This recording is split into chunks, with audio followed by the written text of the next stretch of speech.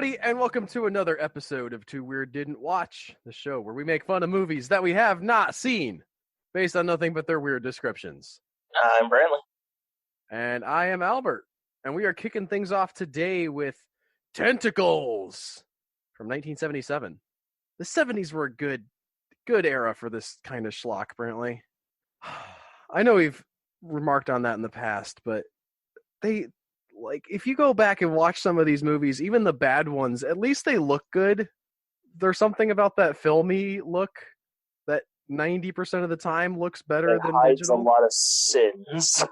I don't know if it hides things or if it's just less obviously cheap than when people are in digital.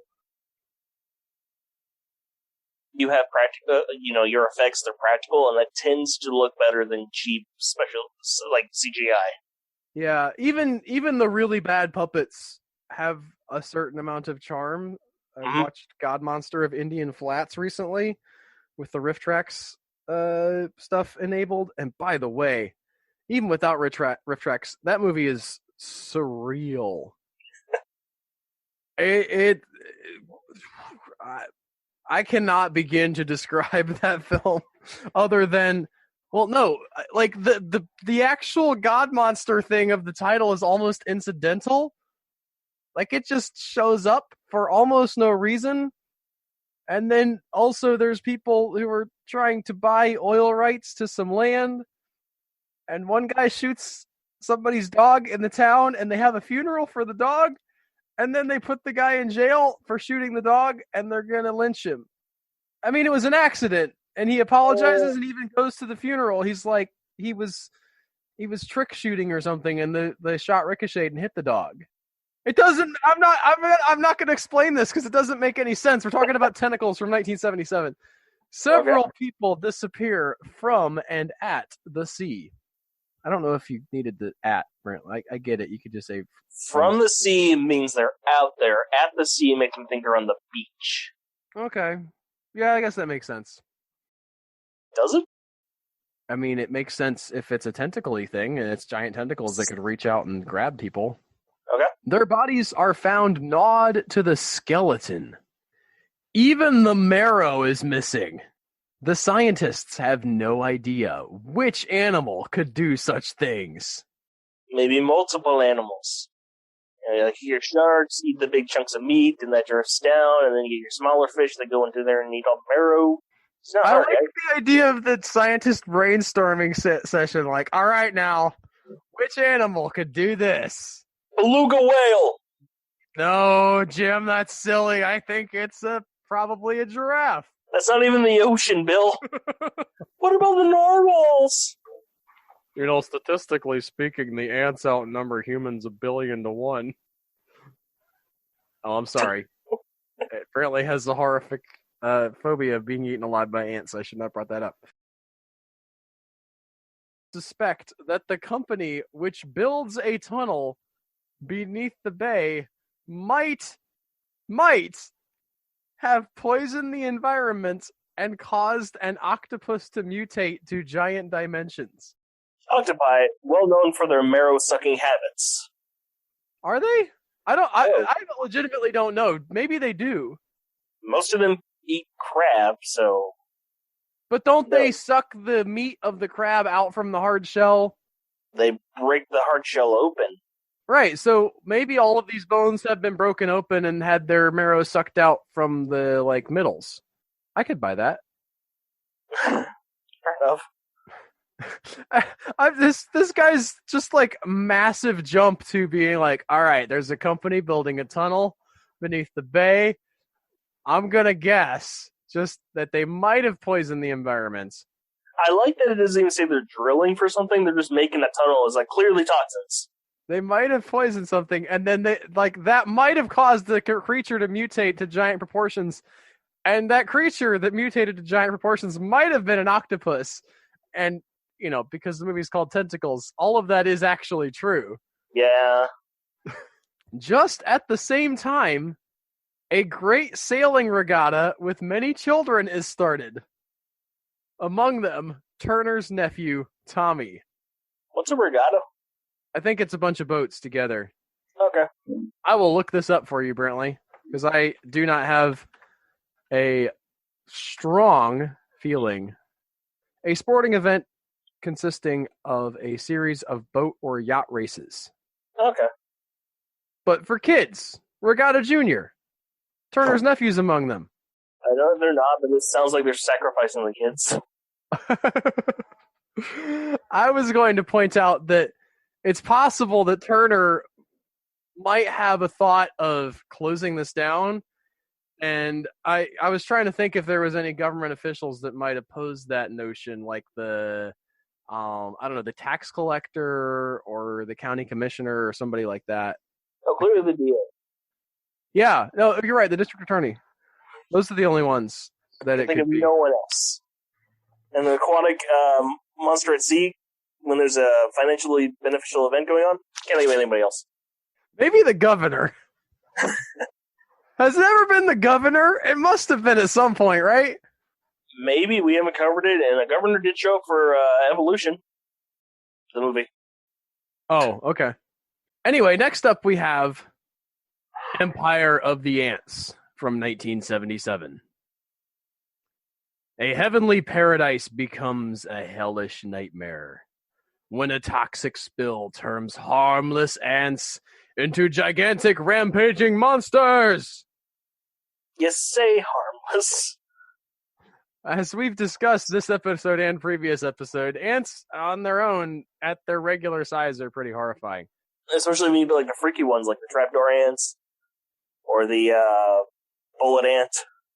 The soldier ants. Yeah, the big like death swarms in the Amazon that don't even have a hive; they just travel, wiping out like whole huge swaths of the Amazon. Yes, and even the regular ants, the facts that you'll learn about them of how they'll communicate with each other when one of them is downed or hurt somehow. You know, the ants will sacrifice themselves if they've been hurt too badly to recover. The other ants will try to recover their body.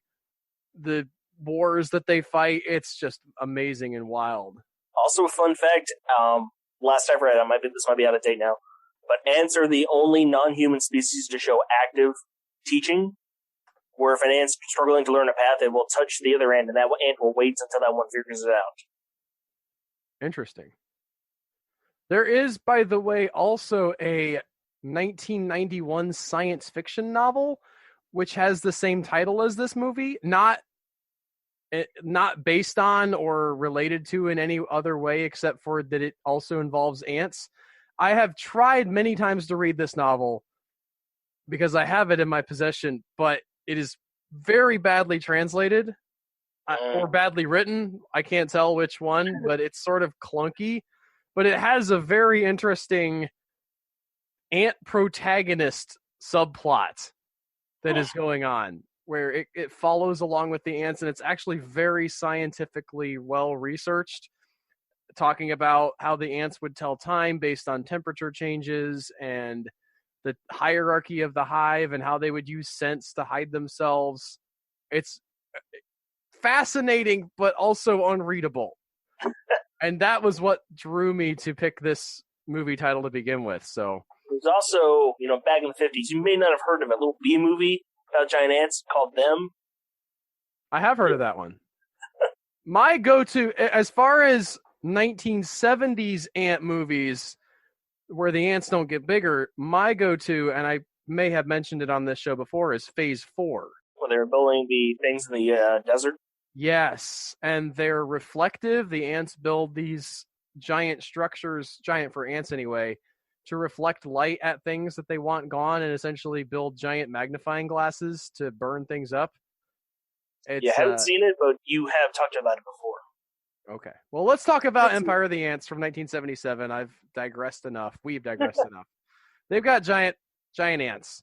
And as the opening credits roll, barrels of radioactive waste are being dumped off a boat into the ocean. I guess because that's how it works. I mean, you gotta get rid of them somehow. Maybe. Yeah. I always envisioned that it was just like a pipe somewhere leaking or just draining onto the ground that eventually washed into the. I don't think the tycoon types are like, put all this on a boat and go dump it in the ocean. It seems a little too perfect. Clearly it's cheaper to sneakily hire a crew to send them in the deep cover of night out into the ocean, hire a boat, maybe even buy a boat, fuel that boat, than to just pay proper channels and fees. Eventually, one of the barrels washes up on the shore and begins to leak a silvery goo, attractive to the local ants, which are seen feeding on it. So they didn't even fill it with enough stuff for it to sink in the ocean? Well, then we would have had another tentacle movie. We've done that one already. Or they could be tentacle ants. Meanwhile, shady land developer Marilyn Fraser takes a bunch of new clients to view some quote-unquote beachfront property on a nearby island. I have no idea why that's in quotes. We're actually a mile back from the beach. Yeah, but the hurricane came through and smashed all these other houses, so now you can just have a straight walk. It's on an island, though. Clearly, it's at least beach adjacent. It's on top of a cliff. There's like a beach at the base of the cliff. In reality, the land is worthless. Again, for no reason that I can tell based on the description. They're just telling us that it is. I mean, who doesn't want to...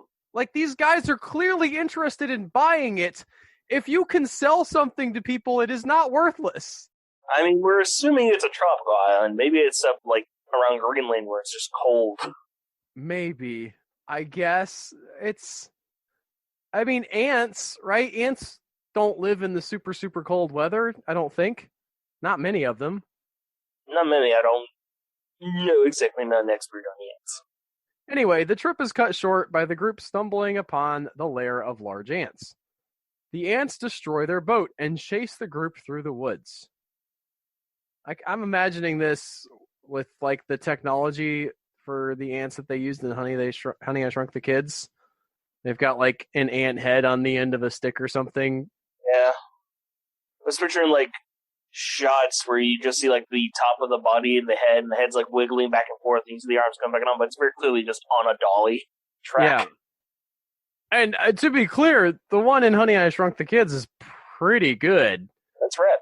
But it still looks kind of like a robot. Yeah. Fleeing for their lives through the wilderness and losing many of their party along the way. How many people did he want to show this property to? It's undeveloped. I guess. It says a bunch, right? The beginning sentence says takes a bunch of new clients to view some properties, but I've never seen a real estate deal, and admittedly, I'm not a real estate salesman, but every real estate thing I've ever been in has been one-on-one, where the realtor shows up and they're like, hey, I'm showing you this. Open house sort of thing.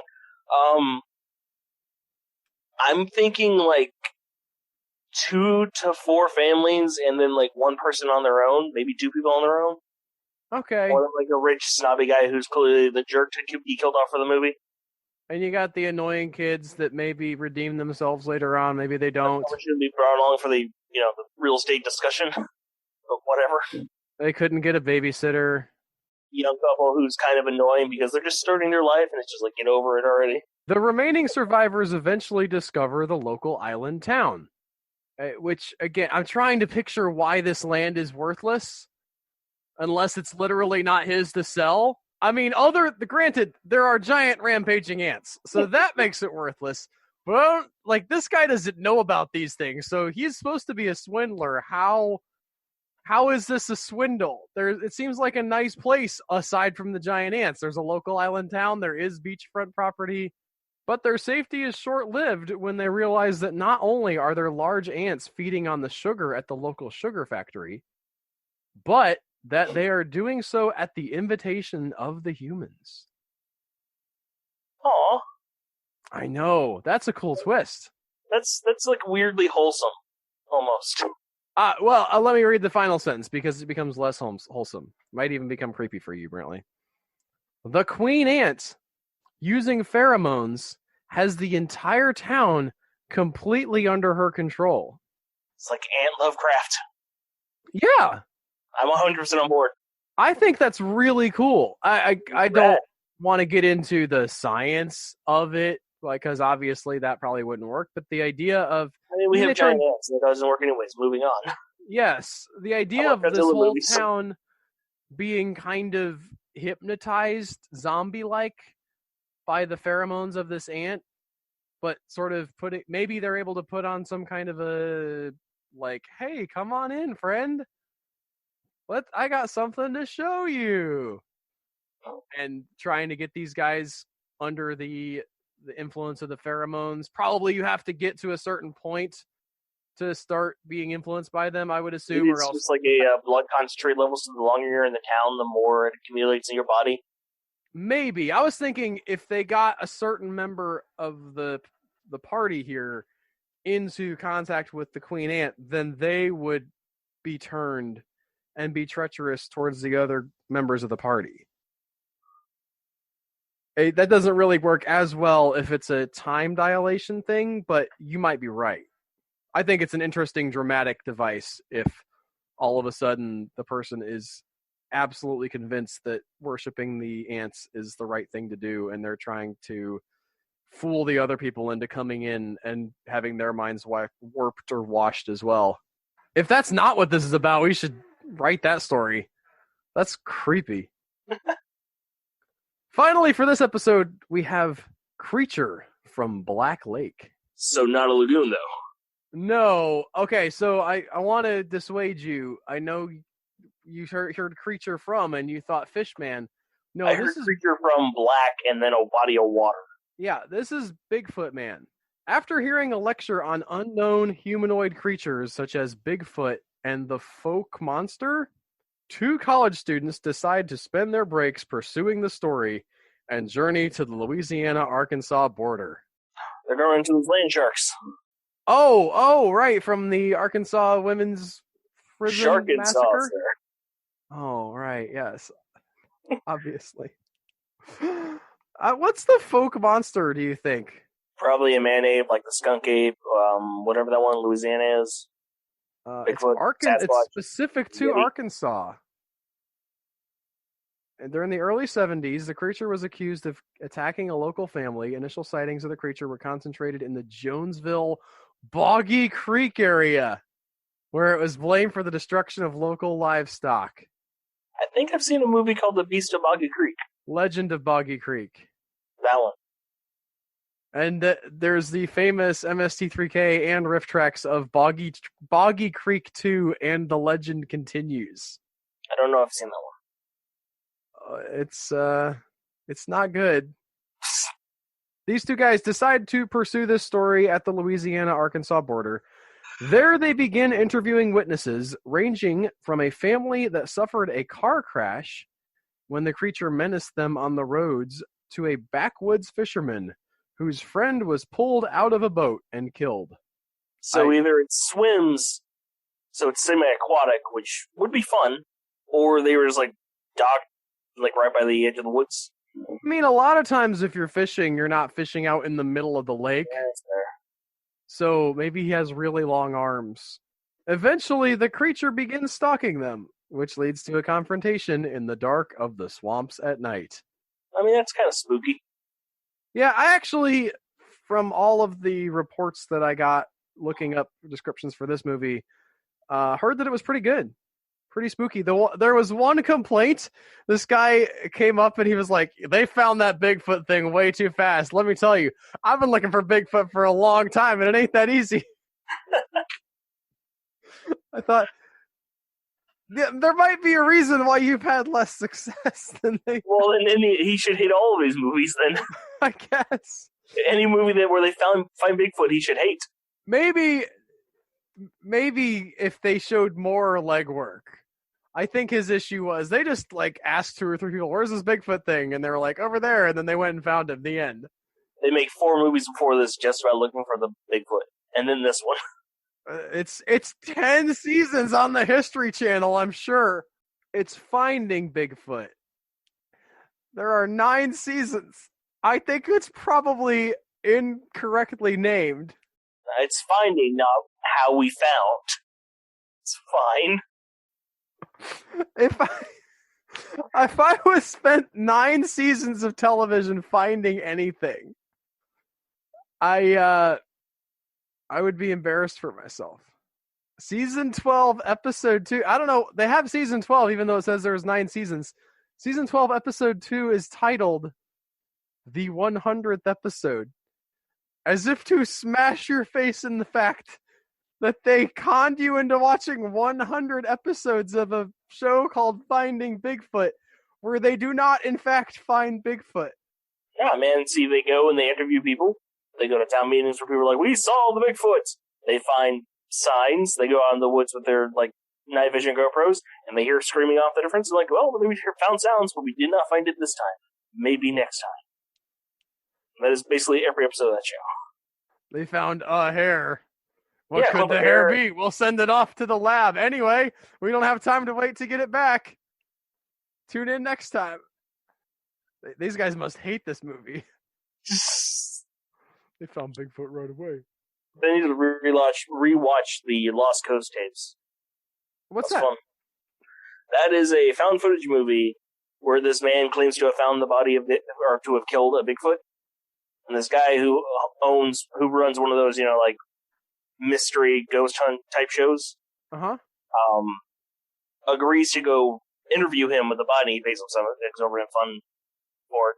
And then actual Bigfoot starts stalking them because of this.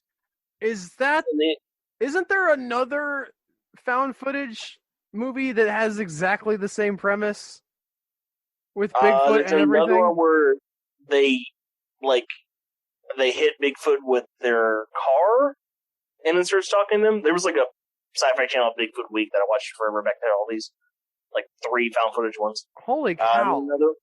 There are so many Bigfoot movies. We need a Bigfoot episode, Brantley. Have we had one yet? I don't think so. We should have striked it with Werewolves and the Jersey Devil. Yeah, Valley of the Sasquatch, Bigfoot the movie, Curse of the 49er. There's Creature from Black Lake. We just did that one. That wasn't Bigfoot. That was the Folk Monster. Yeah, Folk. Fouke. Fouke? No, the Folk Monster. Killer God? Devil on the Mountain? You may have seen some of these, Brantley. Definitely seen Devil on the Mountain. Willow Creek? Seen it. Primal Rage? Is that the one with the guy in the wheelchair? Not on the cover. Let me see here.